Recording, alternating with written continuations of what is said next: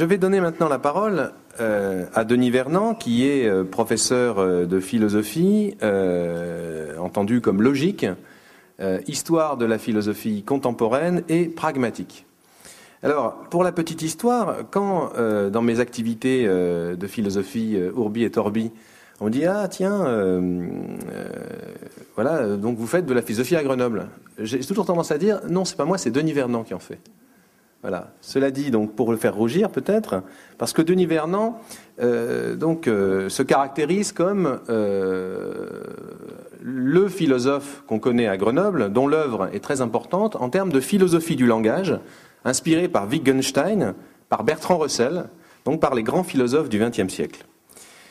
Il est directeur depuis de nombreuses années du Centre de recherche philosophique de l'Université Pierre Mendès France, à savoir le cercle philosophie, le Centre de recherche philosophie, langage et cognition, donc qu'on résume en PLC.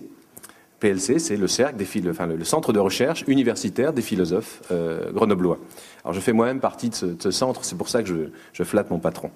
Alors, donc toute fatuité mise à part, Denis Vernant est l'auteur de nombreux ouvrages, et je me concentrerai sur le dernier, qui est apparu en 2009 et qui est apparu chez Vrin, à Paris, et qui s'intitule « Discours et vérité ». Le sous-titre est le suivant: « Analyse pragmatique, dialogique et praxéologique de la véridicité ». À vrai dire, le sous-titre est assez peu sexy, mais il montre, il indique bien, je vais vous expliquer pourquoi, le type de travail très important à mon avis auquel se livre Denis Vernant. Denis se livre à une analyse qu'on pourrait dire politique, à bien des titres, politique du langage. Le langage est compris par Denis à partir de ses actes concrets, de ses expressions concrètes. Il s'agit pour lui de prendre en compte le dialogue, de concevoir le langage comme dialogue, et donc, pour ce faire, de montrer les liens intimes qui existent donc entre langage et expérience démocratique. À cet égard, le dialogue démocratique, le dialogue, vise la vérité. C'est pour ça qu'il y a vérité dans le sous-titre. En lisant Denis Vernant, on s'aperçoit que une des fonctions fondamentales du langage est la visée du dire vrai. La visée du dire vrai. Ce sont les régimes différents de véridicité, c'est-à-dire de dire vrai, que l'ouvrage de Denis Vernant, extrêmement précis, lié à la philosophie analytique et à la philosophie des maîtres du XXe siècle que j'ai évoqué, tente d'explorer. Alors voilà, je lui donne la parole après ce lancement ambigu.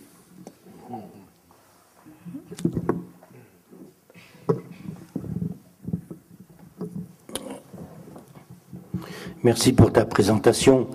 J'ajouterai un seul mot, et je crois qu'il est important.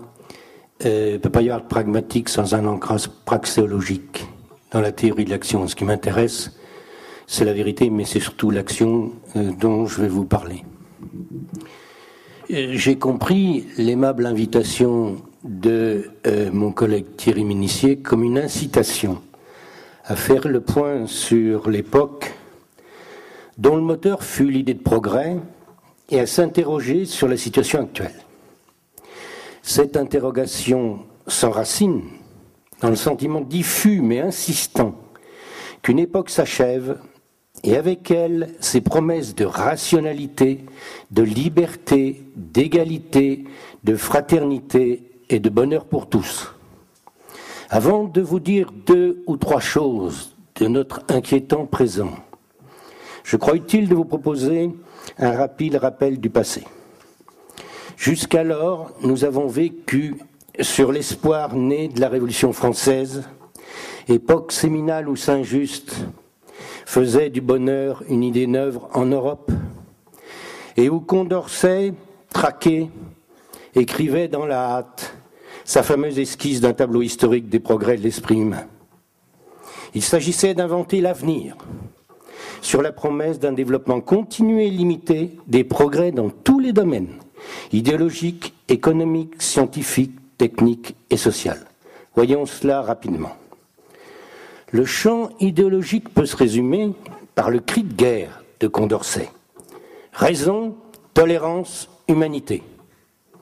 Fille des Lumières, la Révolution lutta contre la superstition pour imposer le pouvoir de la raison humaine universelle. Il en résulta une exigence de tolérance religieuse et le principe de laïcité. Enfin, fut inventé le concept d'homme, défini initialement par ses droits naturels et par son essentielle perfectibilité. Au plan économique, la religion, cessant de réagir l'ensemble de l'organisation sociale, s'imposa progressivement un système autonome de production et d'échange. Le mode de production capitaliste est censé s'autoréguler et se développer indéfiniment, nonobstant des crises qui ne devaient qu'être de croissance. Il promettait le bonheur individuel sous la forme de consommation de biens matériels. C'est sans doute dans le champ scientifique que les progrès furent les plus rapides et manifestes. Rompant avec l'érudition et l'argumentation d'autorité, la révolution scientifique promit une explicitation de plus en plus précise et profonde de la nature, et même une compréhension de l'homme et de la société par la réalisation du rêve d'art social de Condorcet. Sur les avancées techniques, les scientifiques se greffèrent des potentialités technologiques insoupçonnées, avec notamment l'exploitation de nouvelles ressources énergétiques, l'apparition de la fée d'électricité, des énergies fossiles, avec entre autres l'invention du moteur diesel, le chemin de fer, l'automobile, la machine-outil, les outils informatiques. La promesse était alors celle de ressources inépuisables et d'une exploitation de la nature plus aisée. Sur le plan social, l'histoire du mouvement ouvrier fut celle d'une succession de conquêtes, produisant les acquis sur lesquels nous vivions jusqu'à aujourd'hui. 40 heures, congés payés, suffrage universel, droits des femmes, sécurité sociale, services publics.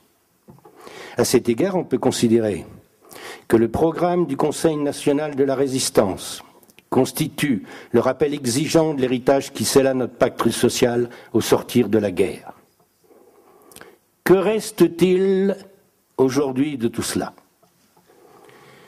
Nous avons désormais claire conscience que le XXe siècle sonna le glas des promesses passées. L'idéal d'un progrès cumulatif, illimité, qui caractérisa ce que Lévi-Strauss nomma justement les sociétés chaudes, fut cruellement démenti dans tous les domaines par les faits. Du point de vue idéologique, c'est la déesse raison qui chut de son piédestal dans le fracas de la boucherie de 14. La Seconde Guerre mondiale et l'Holocauste. La rationalité ne suffisait en rien à garantir la paix et la fraternité, dans la mesure où elle pouvait se muer en un monstre sournois se présentant sous les traits immondes d'une rationalisation bureaucratique parfaitement inhumaine. Surgit alors une question philosophique majeure qui fut au centre des travaux des fondateurs de l'école de Francfort, dont Horkheimer, Adorno, Marcuse. Comment la sottise, la lâcheté, la bestialité humaine pouvaient exploiter insidieusement les ressources de la rationalité. Plus récemment, c'est aussi l'idéal de tolérance et le principe de laïcité qui se trouvent menacés par la montée des intégrismes, du fanatisme religieux et du communautarisme.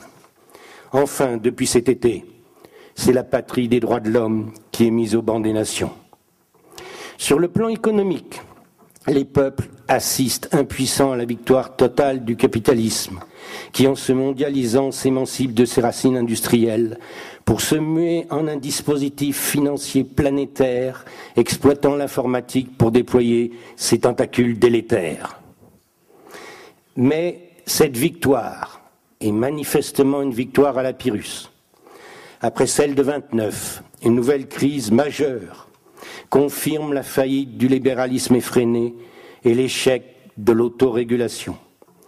En dépit de toutes les tentatives de colmatage, fût-elle européenne ou mondiale, il apparaît clairement au peuple que le capitalisme constitue un système aveugle, parfaitement irrationnel et inique. Sur le plan scientifique, le XXe siècle s'ouvrit, vous le savez, sur la découverte de l'atome et s'acheva par la prétendue révolution nanotechnologique. Ces progrès créèrent des potentialités inouïes, proprement démiurgiques, donnant à l'homme la possibilité d'intervenir au cœur même de la nature et de l'être humain. On l'avait évoqué ce matin. Mais la question surgit immédiatement, posée notamment dès 1955 par l'appel Einstein-Russell, d'une maîtrise, d'un contrôle effectif de ces nouveaux pouvoirs. Or, l'histoire, malheureusement, semble donner raison à Denis Gabor, prix Nobel 71, vous savez, pour l'invention du laser et de l'holographie, qui proposa le principe suivant en science: tout ce qui est possible se réalise nécessairement. Désormais, les sciences peuvent ainsi nourrir les désirs les plus fous, tels ceux, on l'a évoqué ce matin, des transhumanistes, qui prétendent améliorer, transformer l'espèce humaine elle-même. Du point de vue technologique, les aspects les plus saillants sont ceux de l'épuisement des ressources énergétiques et des effets du système industriel sur notre environnement. La conscience écologique marque la fin définitive du rêve cartésien de devenir maître et possesseur de la nature. La question inouïe devient celle des limites naturelles et même celle de la fin prochaine de l'humanité. Sur le plan social, le temps est celui de la mise en cause des acquis, du détricotage méthodique du programme du Conseil national de la résistance, de la baisse des salaires, du chômage, de l'accroissement scandaleux des inégalités et de la paupérisation d'une grande partie des peuples du monde. Pour finir, la question de Lénine, que faire?